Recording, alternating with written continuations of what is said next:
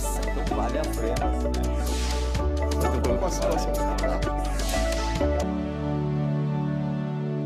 Olá, começa agora o programa Em Discussão, que hoje vai abordar a dislexia. O projeto 949 de 2019, de autoria do deputado Roberto Moraes, do Cidadania, que dispõe sobre o programa de diagnóstico e apoio aos alunos com dislexia e TDAH na rede estadual de educação pública. Comigo aqui no estúdio da Rede Alesp para falar mais sobre esse assunto, o deputado Roberto Moraes, do Cidadania, Felipe Ponce, o Pipo, que é fundador do Dislexi Clube, Maria Inês de Luca, que é da Associação Brasileira de Dislexia, e Juliana Postigo Amorina, que é diretora-presidente do Instituto ABCD. Bom, sejam muito bem-vindos à Rede Alesp. Muito obrigada pela participação de vocês, principalmente para falar de um tema aí tão importante e relevante. Eu que agradeço. Bom, vou começar então com a Inês, com uma pergunta bem objetiva, que parece muito simples, mas eu tenho certeza que ainda gera muitas dúvidas, principalmente para quem nos assiste. Sim. Quando a gente fala de dislexia, Inês, do que a gente está falando? A gente está falando de uma alteração neurobiológica e funcional, ou seja, o funcionamento cerebral dos indivíduos com dislexia funcionam de uma forma diferente. Certo. O funcionamento é diferente. Esse funcionamento causa dificuldades na aprendizagem da leitura e da escrita e, em consequência, uma dificuldade na compreensão daquilo que foi lido. Então, essencialmente, é um transtorno específico de leitura e escrita. Certo.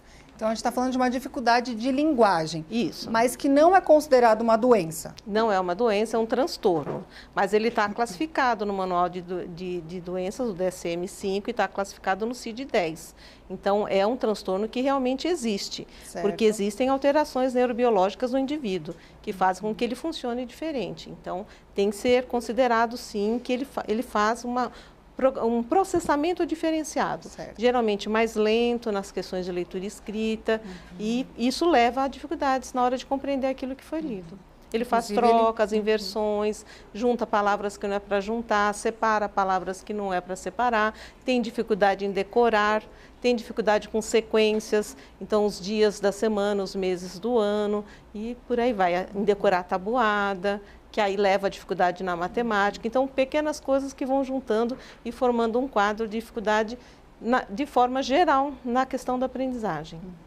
É uma dificuldade somente com a linguagem ou envolve também uma questão de concentração, por exemplo? Existe uma pontinha de déficit de atenção, mas é comum também que eles tenham o TDAH, que é o transtorno de déficit de atenção com hiperatividade. Mais ou menos 50% dos casos de dislexia têm a comorbidade um outro quadro.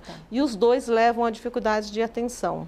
Certo. Então, veja o prejuízo que esse aluno tem em sala de aula com essa dificuldade em estar atento. Então, esses dois distúrbios podem também facilmente ser confundidos, Inês? Sim, porque os dois têm a questão do déficit de atenção. Por isso que é importante uma avaliação feita por uma equipe multidisciplinar.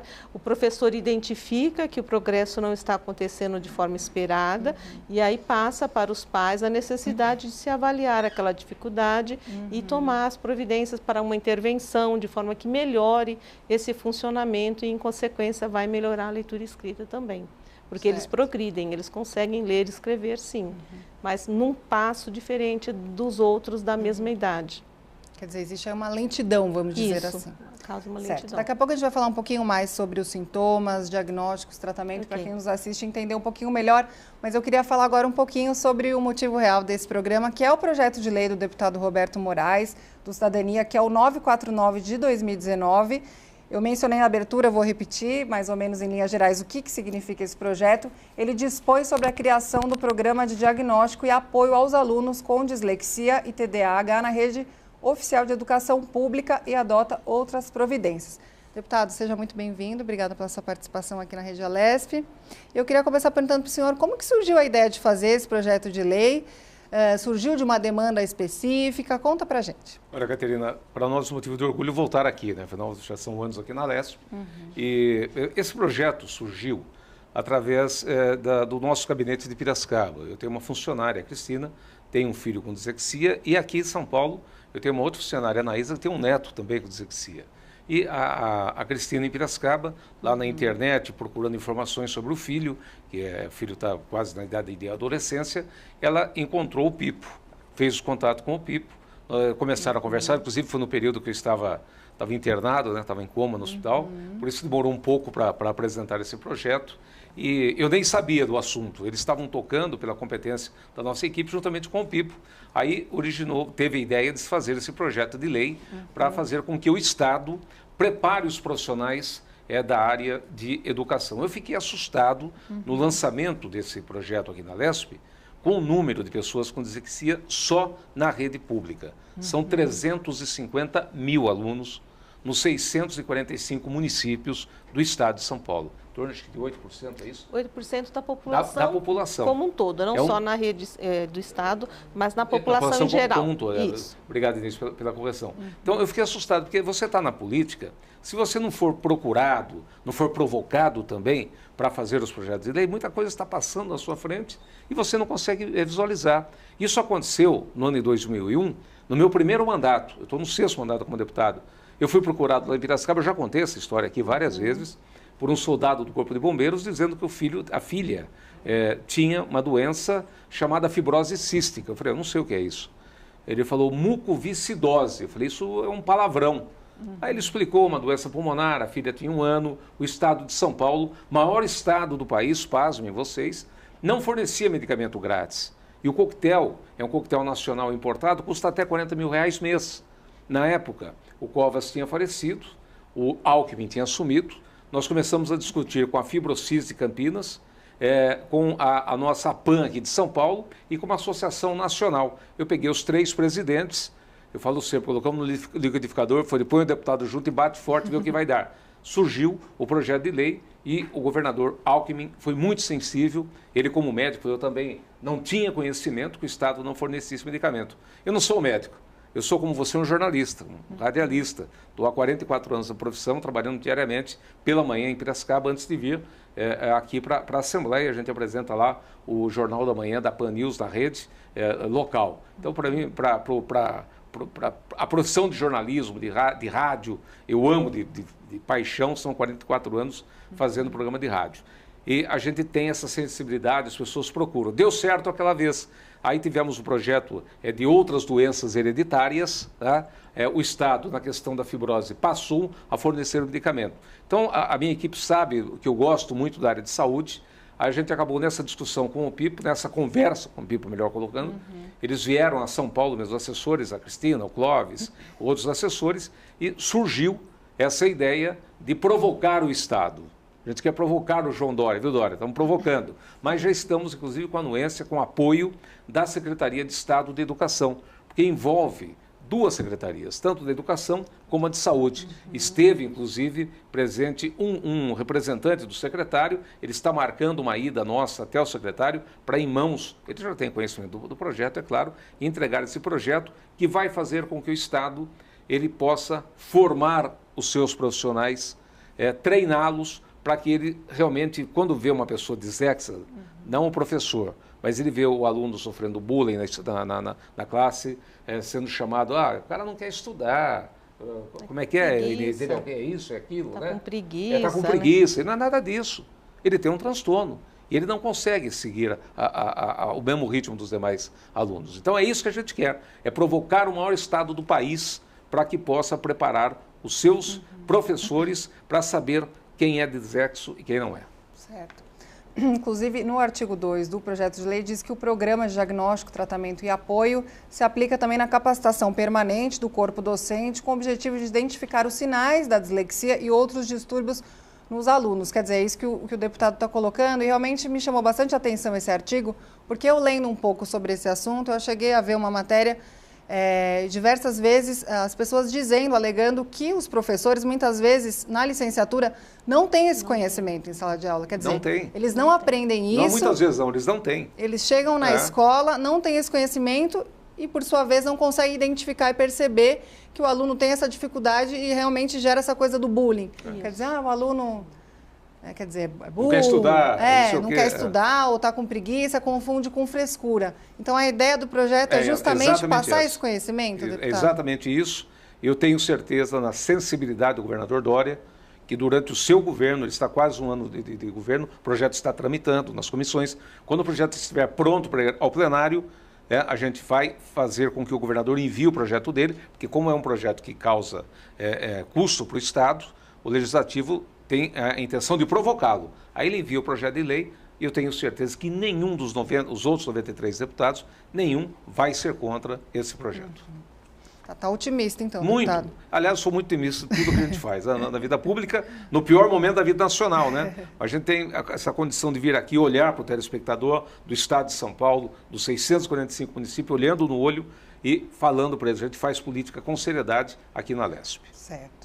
Bom, o deputado então mencionou que o Pipo, que está aqui inclusive com a gente é o culpado. No estúdio da Rede Lesp, ele é o culpado. É a pessoa que trouxe essa demanda para o deputado, foi recebido pela equipe e as coisas estão caminhando bem aí, né, Pipo? Exatamente. Conta para a gente um pouquinho, por que você decidiu procurar a equipe do deputado? Quais são os desafios, os principais desafios que você vê aí?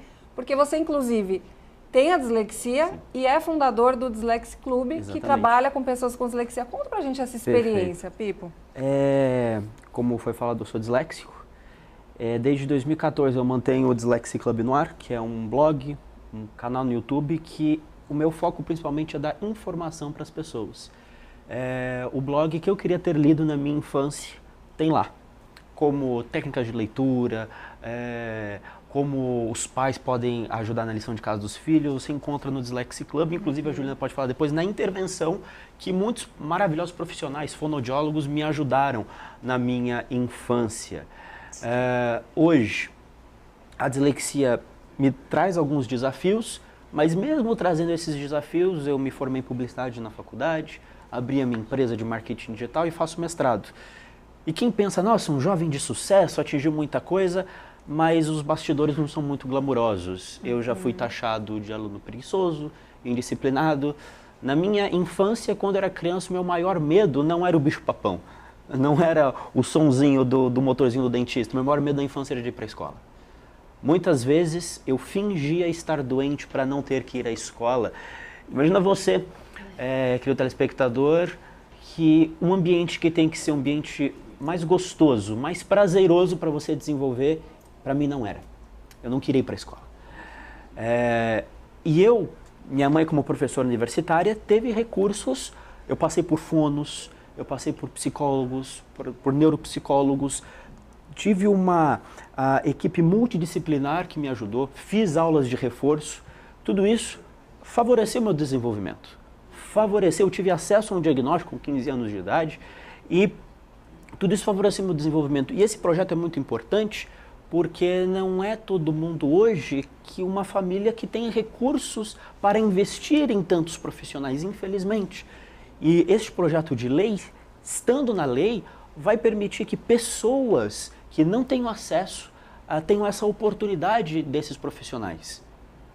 Então, deputado, parabéns por você ter abraçado esse projeto. É um tema que eu tenho verdadeira paixão falar sobre dislexia. Parabéns a você. Ele tem uma história de vida que eu não conhecia. Como eu falei, quando começou os contatos, eu estava em coma, morrendo no hospital da Unimed de Piracicaba. Foram 60 dias internado, felizmente estou recuperado. Mas o Pipo tem uma história de vida, que eu fiquei sabendo há pouco tempo. Até os 13 anos ele era analfabeto. Hoje ele está com 25, até os 13 26. anos? Eu tinha muita dificuldade para ler, para escrever. Hoje eu tá não lia, formado. não escrevia. Eu comecei a aprender a ler e escrever com 12, 13 anos de idade.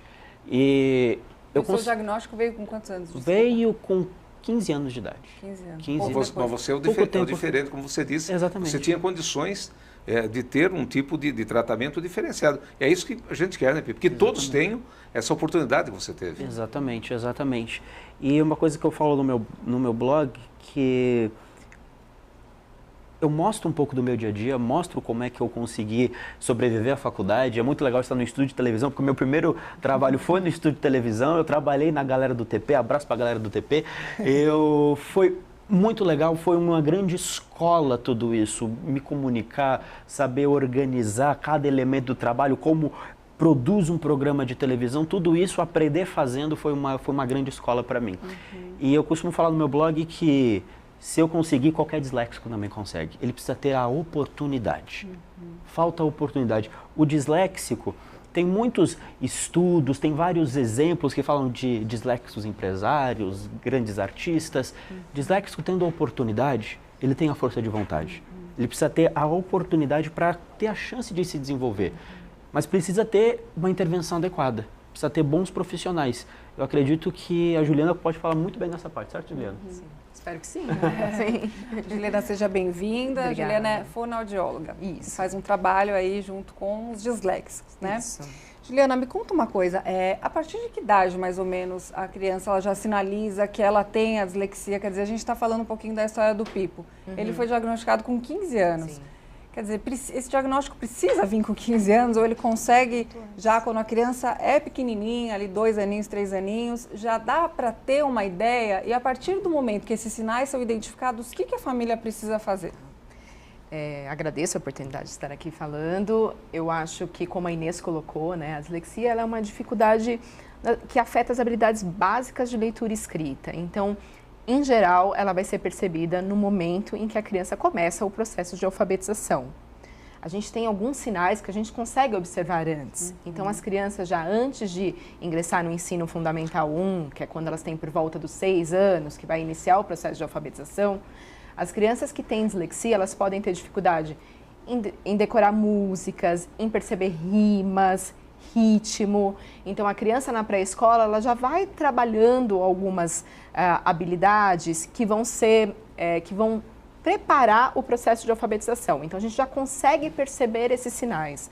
Mas para que a gente possa fazer o diagnóstico, é muito importante que a criança já tenha tido oportunidade e experiência com a aprendizagem formal. Ela tem que ter tido a oportunidade de aprender, né? Alguém, um professor, tem que ter ensinado ela. Então, a gente pode observar sinais precoces. Então, já na idade da pré-escola, então as crianças por volta de 4, 5 anos, a gente consegue identificar alguns sinais. A gente consegue estimular essas crianças, mas a gente ainda não pode fazer o diagnóstico nessa idade. Então, A acho que partir de quantos anos? A gente precisa ter pelo menos uns 2 anos de escolarização formal, né, Inês? Certo. Então, se a gente 7, fala 8 anos. por volta dos 7, 8 anos é quando a gente consegue fechar esse diagnóstico. Mas um ponto importante é que a gente não precisa ter o diagnóstico fechado para começar a intervenção. Então, quando o professor está preparado para identificar os sinais, e o professor, ele está num ambiente que é um ambiente ótimo para perceber as diferenças, porque ele tem ali 30 alunos em sala de aula, então ele vai percebendo que alguns estão evoluindo. Então, as crianças normalmente, quando entram no primeiro ano, elas têm perfis diferentes, porque elas vêm de histórias diferentes, de famílias diferentes. Algumas frequentaram para a escola, outras não. Umas as mães leram durante os primeiros anos de vida, outras não. Então, é normal a gente ter uma diferença. Mas, conforme elas vão avançando no primeiro ano, as crianças vão conseguindo aprender a ler e escrever. E aquelas que ficaram para trás, a gente não precisa esperar ter um diagnóstico para começar a estimular. A gente pode estimular antes. Então, essa parte de capacitar o professor para identificar os sinais, porque apesar de não ser ele que faz o diagnóstico, ele identificando os sinais e usando recursos para estimular essa criança, vai fazer uma diferença muito grande, porque daí ela não precisa ficar tanto tempo até conseguir aprender a ler e escrever, né? Uma pessoa com tanto potencial como o Pipo não precisaria ficar tanto tempo para aprender a ler e escrever. Então, esse diagnóstico precoce, ele é importante, né, Juliana? A Quanto antes, né? A identificação. Então, quanto antes você identificar esses sinais, a intervenção ela já pode começar a acontecer ali. E aí, futuramente, essa criança tem uma maior chance de levar uma vida normal. Sim, e vai minimizar as questões emocionais, que é o que mais acontece quando a gente vai avaliar um adolescente ou um adulto, porque é possível fazer o diagnóstico até em adultos, que o que eles trazem de maior carga é o sofrimento que eles passaram por todo esse período, não é? Que não eram identificados, não eram vistos, não eram entendidos e eles mesmos passam a desacreditar do seu potencial.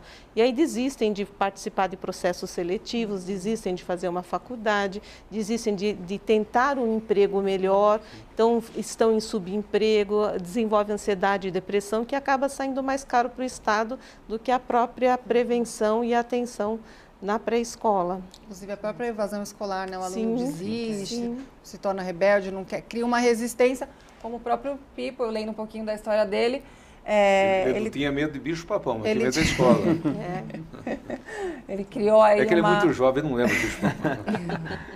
Ele criou uma resistência, mas uma coisa que me chamou a atenção foi através um pouco da poesia até que você foi criando esse gosto pela leitura, pela escrita. Conta pra gente um pouquinho. Fui criando esse gosto, até um ponto que a Inês depois pode comentar, que dislexia não tem nada a ver com menos inteligência. Sim. O disléxico, Muito pelo contrário. muito pelo contrário. O disléxico, ele tem essa dificuldade de leitura e escrita, mas a inteligência dele se mantém normal ou acima da média. A questão minha da poesia, que o disléxico, eu comecei a criar alguns artifícios para poder guardar, memorizar alguma informação. Meu padrasto, na época, tinha um site de poesias, eu via ele...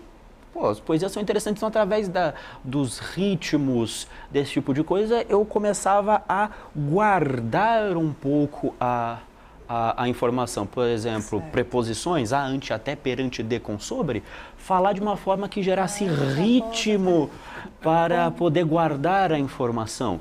Fazia associações, por exemplo, uma coisa que eu não gostava era conjugação verbal. Futuro do pretérito, não é coisa de palhaço? Isso eu também não gostava. Aí o que o palhaço quer que você faça? O palhaço quer que você ria. Então, é ria. Falaria, falarias, falaríamos. Então, permanece o mesmo RA no final e segue o trilho. Então, são alguns artifícios que o disléxico ele acaba desenvolvendo para poder sobreviver. É como se fosse o manual de sobrevivência dele. E dessa forma, ele vai se virando, ele consegue. Despendendo uma energia muito maior, muito né? maior, muito maior. Outra frase também que disléxico odeia ouvir, que é: nossa, Felipe, você é muito inteligente, só falta ser esforçado, entendeu? Não falta ser esforçado. O disléxico faz um grande esforço para poder guardar a informação, para poder estudar. Para poder acompanhar os demais alunos, inclusive. Isso, até os profissionais podem confirmar isso. Muitos disléxicos falam que depois de um período de estudo, ele se sente exausto, cansado, físico, mental. Então, ele se esforça muito para poder guardar aquela informação, para poder estudar. E conforme o tempo for passando, com a intervenção de profissionais, os profissionais nos ajudam a ter um método de estudo. Cada faixa etária tem uma intervenção diferente. Então, antes me ajudaram, identificaram um problema. Agora que identificaram um problema, teve o diagnóstico, agora como é que a escola pode ajudar? A escola também tem um grande suporte, porque eu estudei no Colégio Presbiteriano Mackenzie, eu tinha a prova com mais tempo. Eu tinha um leitor para ler as questões para mim de filosofia. Em questões muito discursivas, eu podia responder a prova oralmente.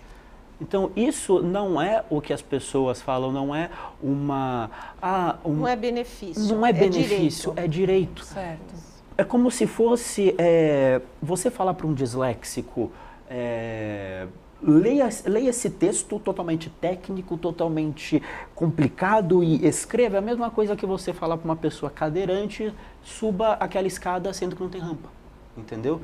A pessoa cadeirante... Quer dizer, não dar as condições não dar as ali. condições. O cadeirante tem plenas capacidades de subir do ponto A até o ponto B. Só falta as condições. O ambiente tem que te favorecer, que nem escola. Com o diagnóstico, o ambiente, a escola vai saber como intervir naquele aluno. Inclusive a ABD, no diagnóstico que a ABD faz, inclusive ela dá orientações à escola como deve ser a aula, como deve ser a intervenção com aquele aluno. Certo. Acho que um aspecto importante é frisar então que a dislexia é um problema de linguagem que não pode ser confundido, por exemplo, um menino que é super ativo, joga videogame, brinca e de repente ele vai para a escola e tem um problema uma dificuldade com linguagem, quer dizer, às vezes é um pouco até discrepante, né, isso. A gente às vezes pensa que o disléxico é uma pessoa que brinca menos ou tem uma vida menos ativa, mas não tem nada a ver com isso, né, Inês? É uma criança normal. É uma criança normal que brinca, joga videogame, quer dizer, consegue fazer amizade, mas quando chega nessa questão da linguagem específica... leitura e escrita especificamente, eles meio que travam, porque é o funcionamento cerebral que é diferente na região do hemisfério esquerdo, que é responsável pelo funcionamento da... O direito é sobrecarregado, é isso? Eles acabam sobrecarregando o hemisfério direito porque o esquerdo não está se comunicando bem. E é o que acontece, os dois hemisférios ficam funcionando com a mesma informação. E aí dá o sobrecarregamento e que dá o cansaço que eles alegam e que é real, não é alegação, né, real. Eles se sentem muito exaustos. Então, fazer lição por 2 horas, por exemplo, é um sacrifício. Então, o que eles precisariam? Fazer meia hora, descansar um pouquinho, mais meia hora, usar de estratégias como o Pipo estava falando, de fazer associações. Isso ajuda muito, porque eles têm uma boa memória visual. Eles aprendem visualmente e pela prática muito mais facilmente. Então, uma ilustração, uma atividade mais lúdica seria um caminho também. É um caminho ótimo para eles. Certo. A gente está falando, então, de uma questão que ela é neurológica. Esse diagnóstico, então, ele é feito com bases em sintomas ou existe algum tipo de exame de imagem que você consiga identificar? É um exame clínico feito por uma equipe multidisciplinar. Ele é genético e hereditário, que a gente esqueceu de falar no comecinho, né? É herdado. Então, alguém na família provavelmente tem. Se não é na linha direta, é na linha indireta. Pais, tios, avós, alguém vai ter. E a avaliação tem que ser feita por uma equipe, porque são várias coisas envolvidas na questão da aprendizagem. Então, tem que ter uma avaliação neuropsicológica, fonoaudiológica, psicopedagógica, e nós, da associação, pedimos alguns exames médicos para ver se as informações estão entrando adequadamente. Então, a gente pede audiometria, processamento auditivo, o oftalmológico, para ver se ele está enxergando adequadamente, e o neurológico, para descartar outras disfunções, outras síndromes que poderiam estar causando algum atraso, alguma dificuldade na aprendizagem. Aí depois de todo mundo ouvido, a escola também é ouvida, a família, através de uma anamnese, é que nós podemos concluir e aí passar a orientação para os pais e para a escola, como o Pipo estava falando, a gente encaminha várias dicas para a escola adotar e a partir daí a criança ter uma aprendizagem mais tranquila. Certo. Então é uma questão até tanto o diagnóstico como o tratamento envolve essa equipe multidisciplinar, um trabalho bem específico, que é feito aí com um aluno que tem esse diagnóstico. Esse tratamento, então, ele é oferecido pelo SUS?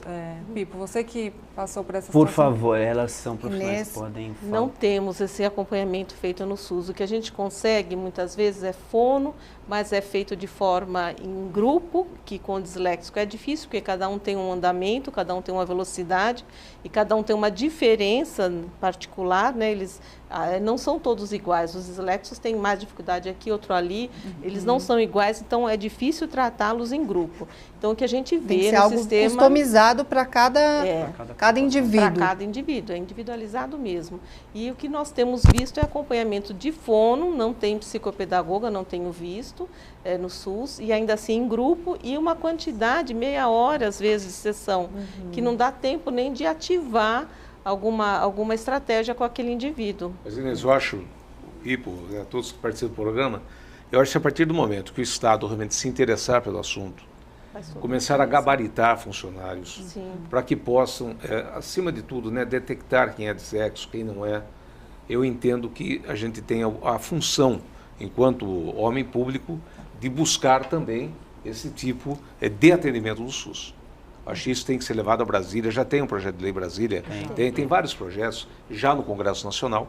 Então, porque é inadmissível um país como o Brasil, tá, que é um tamanho que é o Brasil, que ainda nós temos alguns tipos de tratamento que o SUS não cobre. São acessíveis, né? É tanta roubalheira, né, tanta picaretagem, e quem precisa efetivamente do SUS acaba não recebendo apoio.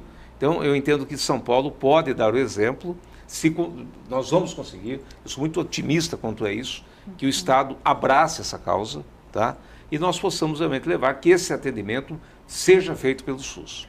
Deputada, eu gostaria também de colocar, né, a Associação Brasileira de Dislexia e o Instituto ABCD, acho que foi no ano passado, né, 2018 ou 2017, se eu não me engano, a gente teve uma publicação falando sobre um guia de boas práticas, em que a gente mapeou vários centros que fazem o diagnóstico e o acompanhamento da dislexia. Então, a gente tem vários centros que funcionam, a ABD é um exemplo deles. Então, na verdade, a gente tem modelos que a gente pode olhar e copiar, então a gente não precisa reinventar a roda, entendeu? A gente pode pegar esses modelos que funcionam e replicar.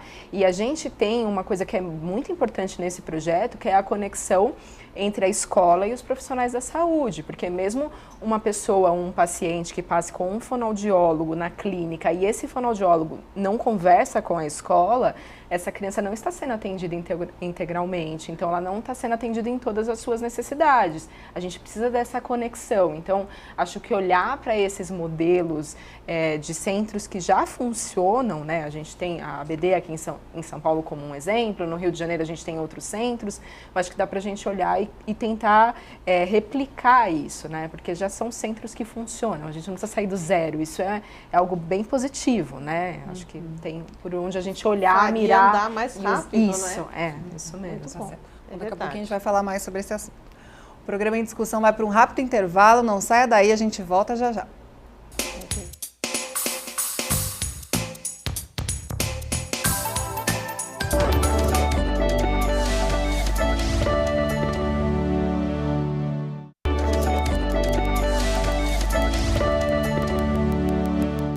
O programa Em Discussão está de volta e hoje o nosso assunto é dislexia. Bom, no primeiro bloco a gente falou então um pouquinho sobre os sintomas, né, o diagnóstico da doença. E eu queria aproveitar e falar um pouquinho que o mês de outubro, então, é o mês da dislexia. Eu queria passar a palavra para a Juliana, que é presidente do Instituto ABCD, que inclusive promove aí algumas ações nesse sentido de conscientização. Conta pra gente, Juliana, como que é feito esse trabalho? Sim, claro. O Instituto ABCD é uma organização social que foi fundada por um pai na época, uma criança com dislexia, hoje um adulto disléxico. E a ideia foi realmente disseminar o conhecimento sobre a dislexia no Brasil. Então, o que a gente faz, basicamente, é pegar a informação que é produzida cientificamente e a gente tenta traduzir, deixar ela um pouco mais compreensível para quem não é da área, os especialistas, os pesquisadores. E em outubro, a gente comemora mundialmente o mês da dislexia, né? E então, o Instituto ABCD, junto com a Associação Brasileira de Dislexia, se organizaram para que a gente tivesse uma semana de conscientização para a dislexia. Então, a gente já há 9 anos se reúne, organiza um tema para ser trabalhado. Em 2019, o nosso tema é o cotidiano do disléxico. E a gente convida parceiros que são organizações, pais, o Dyslexia Club é um deles, que participa para promover a causa. Então, nessa semana, parceiros que estão envolvidos profissionalmente, também emocionalmente com a causa, param a correria do dia a dia, para o seu trabalho e dedicam um tempo para falar sobre a dislexia. Então, a gente tem ações para falar sobre como é a dislexia na sala de aula, como é a dislexia em casa, como é a dislexia no mercado de trabalho, que agora é um tema que a gente vem lutando para dar voz também. Então, essa é a ideia, né? Que a gente tem uma semana em que todo mundo olhe para a dislexia. Isso vem porque a gente ainda tem muito desconhecimento sobre o termo, sobre a condição e sobre todos os potenciais, né? Então, a gente fica muito preso aí dizendo sobre o que é a dislexia, mas na semana da dislexia a gente tenta também dar voz para todos os potenciais que uma pessoa com dislexia também tem. Entendendo um pouquinho na prática como que funciona mesmo esse dia a dia e quais as adaptações também que podem ser feitas para auxiliar essas pessoas. Isso Eu acho que essa questão do diálogo é muito importante, muito bem falado, inclusive o deputado também tem promovido, né, deputado, alguns encontros para falar desse assunto que já aconteceu na Assembleia e o próximo é no dia 23 de novembro em Piracicaba, é isso, deputado? Por que Piracicaba, né? Porque Piracicaba que eu adoro tanto, né? Cheio de flores por todos os cantos, né? Que diz o nosso hino. Nós estamos levando a discussão porque, como eu disse, eu fiquei realmente assim, impressionado com o número de pessoas disléxicas. E nós temos na nossa cidade. E Piracicaba hoje é sede e região. Então, eles estarão presentes, tratando de toda a logística. Vai ser um sábado de manhã, na Associação Comercial e Industrial, que é uma entidade parceira. São quase 6 mil associados, eles se envolvem, tudo de bom que acontece na cidade. Eu tenho pautado o meu mandato, esses 6 mandatos, dentro da CIP de Piracicaba, que faz esse trabalho, eles orientam, eles dão ideia, participam do meu mandato. Então, todos os eventos, quando surgiu o aglomerado urbano de Piracicaba, que foi nossa lei, surgiu dentro da associação comercial. Fibrose cística, dentro da associação comercial. Nosso polo automotivo, quando veio uma coreana para fabricar, tem 2 plantas de carro em Piracicaba, surgiu dentro da associação comercial e tantos outros projetos que nós participamos enquanto deputado da cidade, nós levamos a discussão para dentro da CIP. Então, será uma manhã de sábado, não de festa, não, de trabalho. Certo. Eles estarão lá expondo o que é a dislexia. Nós estamos em contato do professor Fábio Negreiros, que é o nosso dirigente de ensino. Nós estamos levando também a Secretaria Municipal de Educação de Piracicaba, a professora Ângela, convidando a região, as pessoas da região, levantando as famílias que já comprovadamente sabem que os filhos são disléxicos. Vamos levar professores, enfim, mas a palestra será deles. Eu sou apenas o condutor de arrumar o lugar, fazer a abertura, mas são eles que vão falar do assunto a imprensa local já repercutiu e bastante essa questão que foi levantada através da nossa funcionária, junto com o Pipo, que confiou no nosso trabalho. Porque, como eu falei, é um jovem. O Pipo, acho que quando ele ouve falar, embora ele seja totalmente diferenciado, ele gosta de política, tem uma outra visão, mas quando fala para um jovem, porque eu tenho uma filha de 30 anos, tá? Hoje já formada, graduada, está fora daqui, mas você fala para um jovem, ele fala, mas eu ligo a televisão, deputado, só escuto falar de corrupção. Viu? É presidente preso, governadores presos, deputados presos, ninguém imagina, grandes empresários na cadeia, ninguém imaginava na sã consciência, viu, os caras estão roubando, mas não aconteceu nada. Hoje não. Então você imagina a fase deles, né? A geração do Pipo, se não se interessar pela política. Eles só vão, eu não quero conversa com político, eu quero político longe. Ele não, ele fez o papel contrário. Trouxe as entidades, trazendo pessoas que são do meio, são profissionais gabaritados, que trabalham com dislexia, né? São profissionais que têm filhos dislexos, são profissionais que se interessam pelo tema. Então nós estamos sendo esse condutor para levar essa demanda junto ao governo do estado de São Paulo. Então nós faremos essa discussão no dia 23 de novembro, será um sábado de manhã, um sábado de trabalho lá na Associação Comercial. E essa união mesmo, né, da sociedade com o poder público faz toda a diferença, né, deputado? Essa união que tem que ser feita, não pelo deputado Roberto Moraes, não vou ensinar ninguém a trabalhar, mas por quem está no parlamento. É trazer a discussão, levar para a sua região. Nós somos em 94 deputados no estado de São Paulo. O maior estado do país, com 645 municípios, são 94 deputados aqui. São 70 deputados paulistas lá em Brasília, do Congresso Nacional. Então nós temos que provocar essa discussão séria, e eu sou um fã da área de saúde. Eu gosto da área de saúde. Talvez a minha formação profissional do rádio, eu comecei com 16 anos fazendo programa de rádio e convivendo com pessoas necessitadas. Eram pessoas que iam até a rádio, ou vão até a rádio. Deputado, na época de deputado, nem sonhava com política. Entrei em 77 em rádio, fui para a política em 92 para ser vereador durante 6 anos na minha cidade. De 98 para cá como deputado estadual, representando uma das regiões mais importantes do estado. Nós estamos no centro do estado, a 160 quilômetros da capital, uma região que produz e gera muito emprego, muita renda, graças a Deus, mesmo com essa crise que a gente vive, a gente tem esse diferencial, talvez pela localização de Piracicaba e as cidades ao entorno que dependem economicamente da nossa querida Piracicaba. Então eu tenho o prazer de fazer esse tipo de discussão, de discutir a área de saúde e de atender as pessoas, Caterine, que realmente precisam do poder público. Sabe? Não é ir lá ficar dando o peixe e não ensinar a pescar, não é isso não. Mas é você ter o carinho que essas pessoas só têm na época da eleição. Essa atenção, né, deputado? Parabéns pela sua Obrigado. iniciativa. Ainda falando um pouquinho do mês de outubro, Inês, que outras ações, né, acontecem durante o mês de outubro aí de conscientização, e que outras ações que não acontecem seriam importantes aí a gente ter no mês de outubro? A primeira ação que nós pensamos foi em nos unir, né? Tem várias associações, vários grupos, grupo de mães que tem pelo Brasil inteiro formados já, em Mato Grosso, em Brasília, na Bahia, tem no Sul também.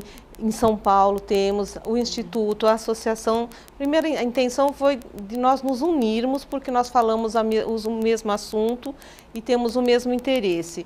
E depois, nesse outubro especificamente, nós pensamos também em dar voz aos pais, aos disléxicos, para que as outras pessoas pudessem ouvir, ao invés de ficarmos nós, que temos alguma formação profissional relacionada, estar falando sobre. Quando eles falam, tem um outro peso, como o Pipo falou agora, do sofrimento que foi para ele. Então, quando nós falamos, fica uma coisa meio na nuvem, né? Parece que não é uma realidade. Quando é alguém que fala e que mostra o sofrimento que teve, tem um peso muito maior, as pessoas vão parar para ouvir mais e vão pensar em compreender um pouco mais. Porque passado esse momento da escolarização, que de uma forma ou outra nós conseguimos algum apoio, a gente consegue que a escola dê atenção, que faça alguma coisa diferenciada, eles vão ter que se colocar no mercado de trabalho. E aí é que entra uma dificuldade maior, porque a empresa não vai querer ouvir se ele tem dificuldade, se ele vai levar um tempo maior para se adaptar à tarefa. O que está constando na lei são 90 dias de experiência, às vezes eles dão só 45 dias, né? E é aquilo que é dado ao indivíduo e não é dado a ele o tempo dele se adaptar, dele compreender a tarefa, dele mostrar a capacidade dele, o potencial dele. Então, a gente dando voz a essas pessoas, a gente pensa em fazer com que a sociedade toda pense a respeito e pense em alternativas, porque todos eles são bastante inteligentes. Aliás, inteligência é um critério de exclusão, porque se a inteligência dá abaixo da média, já não é considerado dislexia, é um outro transtorno que está afetando, não é dislexia. Então, eles são inteligentes, eles são capazes. A gente precisa oportunizar que eles expressem essa inteligência da forma que eles conseguem melhor. E nós muitas vezes queremos que seja do nosso jeito.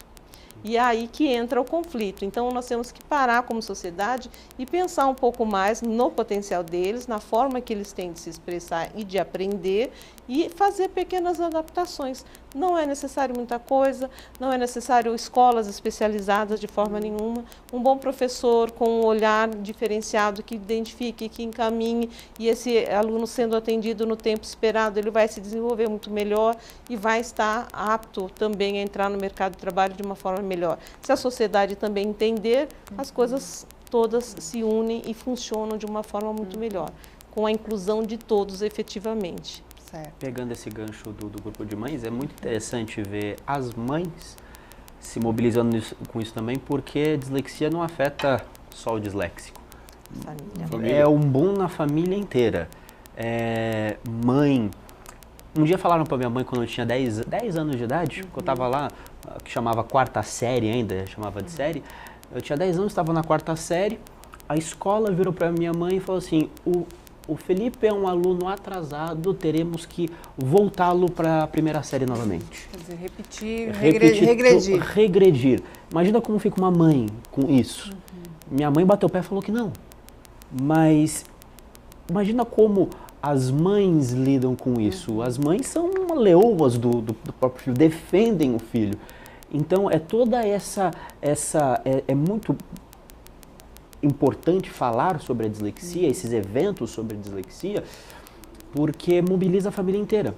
Inclusive, os pais também têm que saber como lidar com a dislexia dos filhos dentro de casa. Inclusive, Juliana, como é que pode ser feito trabalho com os pais? Como é que os pais podem ajudar ou contribuir com o trabalho do psicólogo, do fono, para ajudar em casa?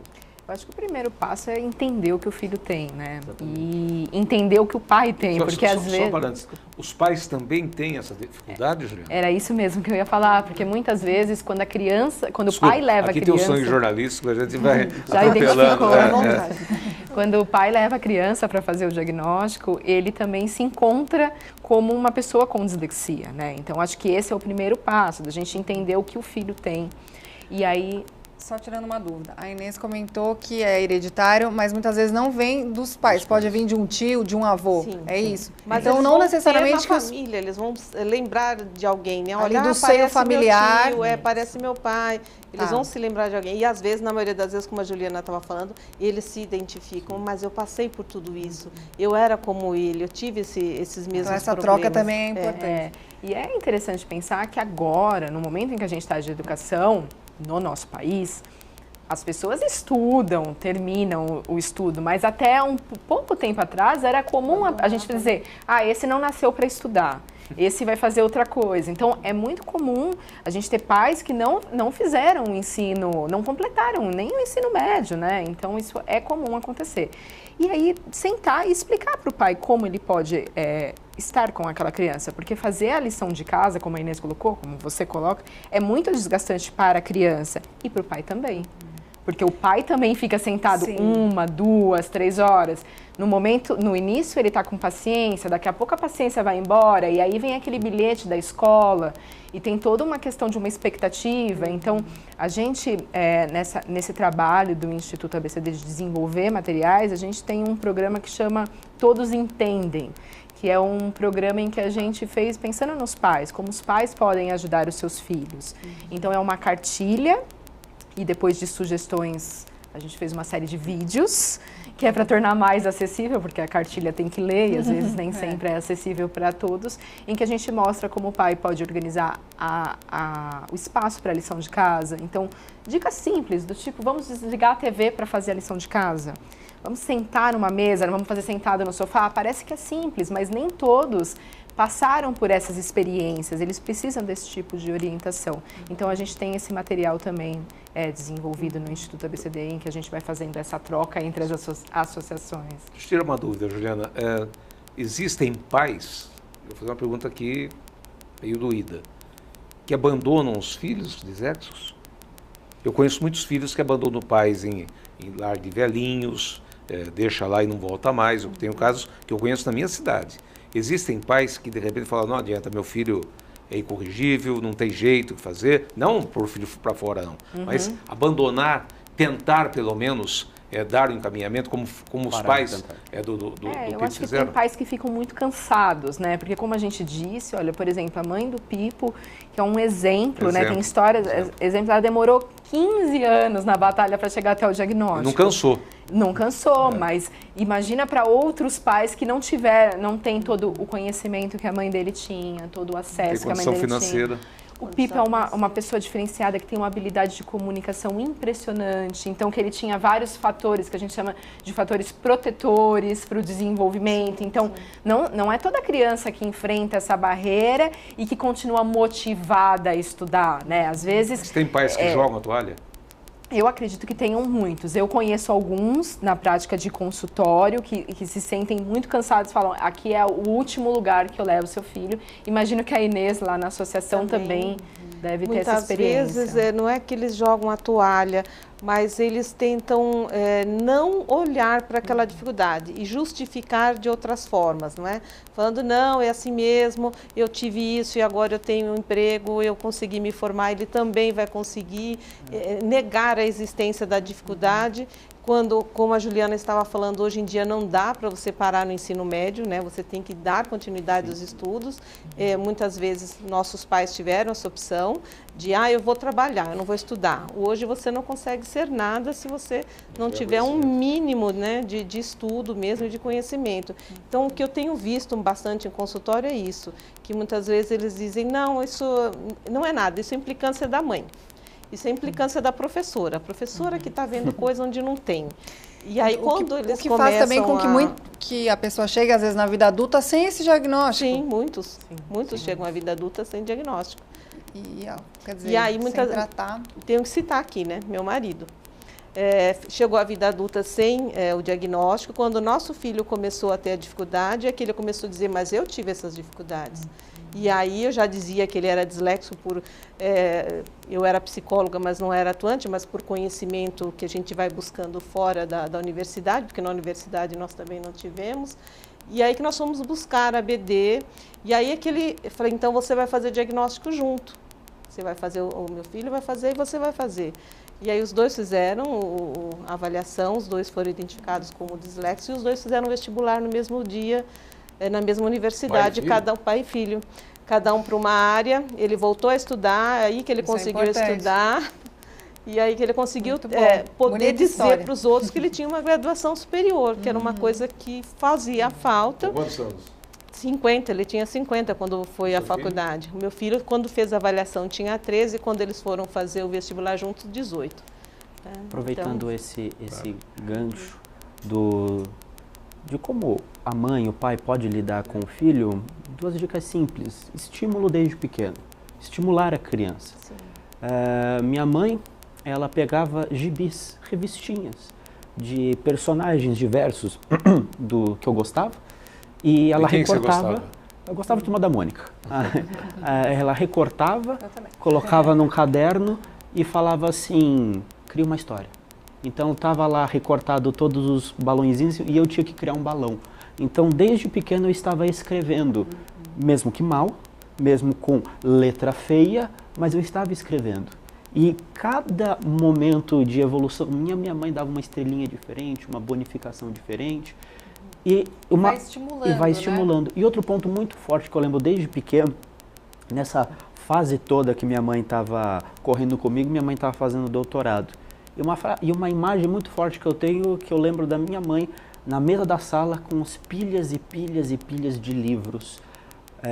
E eu olhava para aquilo e falava, um dia eu vou ler tanto quanto a minha mãe. Um dia eu vou ler tantos livros quanto minha mãe lê. eu falo para os meus leitores que me acompanham no blog, você quer que o seu filho disléxico tenha gosto pela leitura? Primeiro, para ele começar a ler, tem que gostar de ler. Que ele goste de ler, ele precisa te ver lendo. Ele precisa te ver com um livro na mão. Você lê com ele, você apresenta histórias novas, personagens novos, temas que ele gosta de diversas maneiras. Eu gostava das histórias da Copa do Mundo, nunca joguei bem bola, mas gostava da história do futebol. Então minha mãe me dava álbuns, almanaques, revistas, e com isso você vai estimulando a criança. São algumas informações, obviamente não é aquilo que faltava, mas já é o primeiro passo. E o primeiro passo é pontos importantes que os pais precisam se atentar. É estimular e, acima de tudo, acreditar. Acreditar que ele vai conseguir. Então, quando meu filho tinha muitas dificuldades, eu falava, se você não vai provar para mim que você não consegue, você vai tentar. E aí, não deu certo, tenta de outro jeito, vamos fazer de uma outra forma, começa pelo fim, vira de ponta cabeça, põe do avesso, faz de outra forma. A questão psicológica também acaba influenciando, né? Porque a partir do momento que você recebe um diagnóstico desse, você enfiar na sua cabeça que você tem esse problema... E que não vai dar certo, você pode acabar se apoiando nisso e aquilo entrando na sua cabeça. Então, a ideia realmente dos pais conversarem, esse trabalho em conjunto acaba sendo muito importante.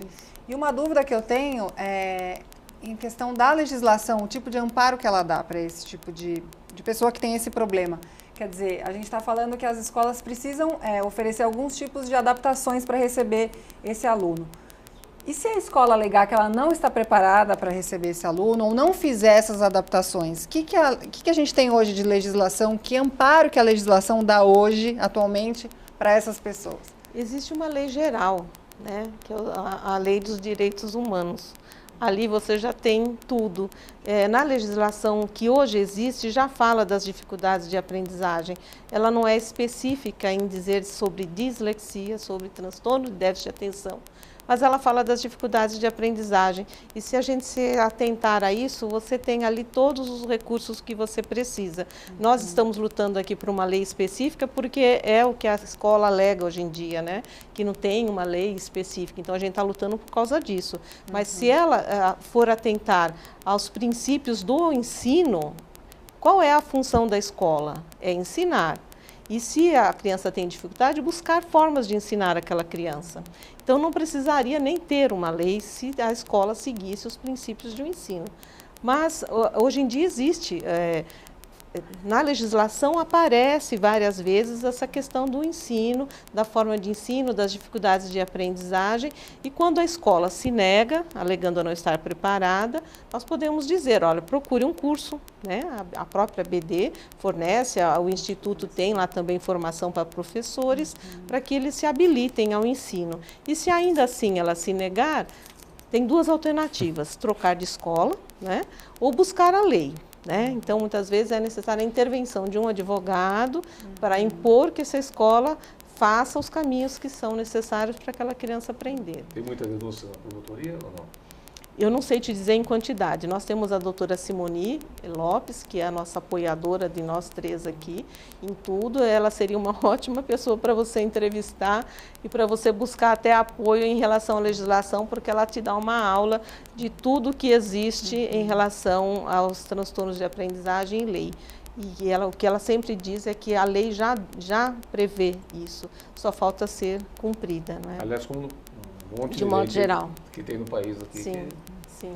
Só é importante a gente sempre lembrar que as pessoas que têm menos acesso, né, elas precisam realmente de uma lei que defenda especificamente elas, porque como a gente tem elas pessoa não vão com deficiência, por exemplo, sim, né? Isso. Que a escola não pode cobrar uma taxa a mais para a criança estudar, não pode, se precisar de ter um profissional a mais ali para cuidar daquela criança específica, Isso. a escola é obrigada a ter. E aí, no caso da dislexia, por não ser considerada uma deficiência nem uma doença, muitas vezes, muitas escolas, de repente, podem, Fica sei no lá, limbo. ela acabar fica no usando limbo, isso como um essa é a melhor argumento. Acho palavra. que, Uma de repente, deficiência. uma lei ajudaria muito, é que a Juliana porque, na verdade, falando adequadamente. muitas vezes a gente precisa partir para um advogado e a gente sabe o quanto que isso é custoso, né? A gente tem recursos públicos que fazem isso, mas aí demora e passa 1 ano, 2 anos, E a criança não 3 pode esperar. anos, e a criança não vai esperar. Fora que ela vai ficar para trás na escola, fora todos os danos emocionais que a gente já falou que vai ser, que ela vai sentir por conta de estar ficando defasada na educação. Certo.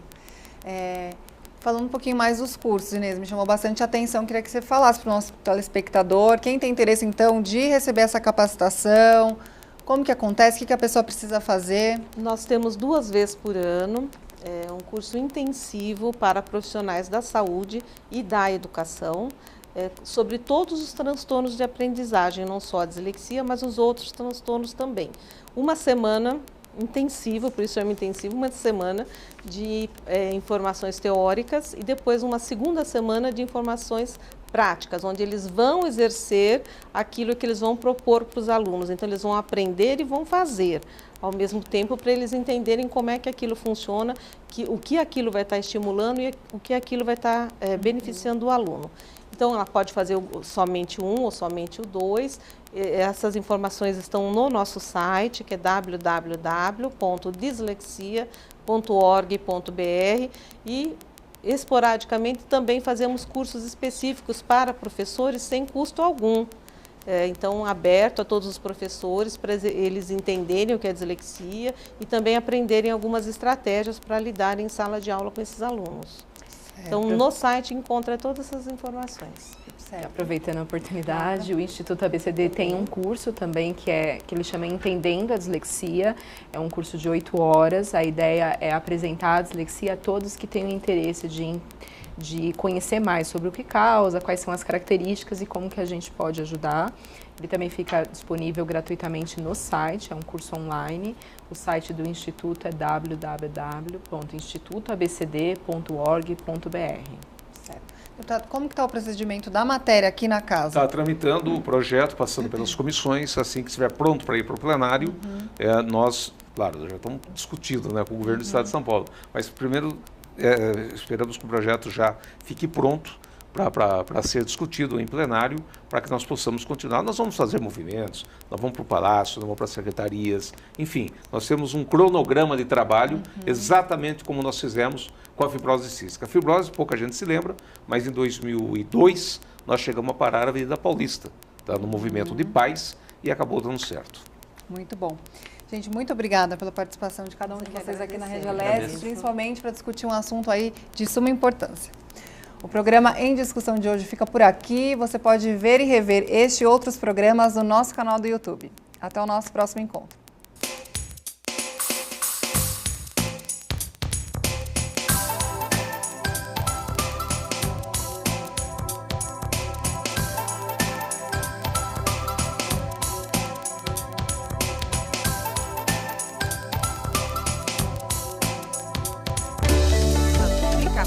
Vale a pena.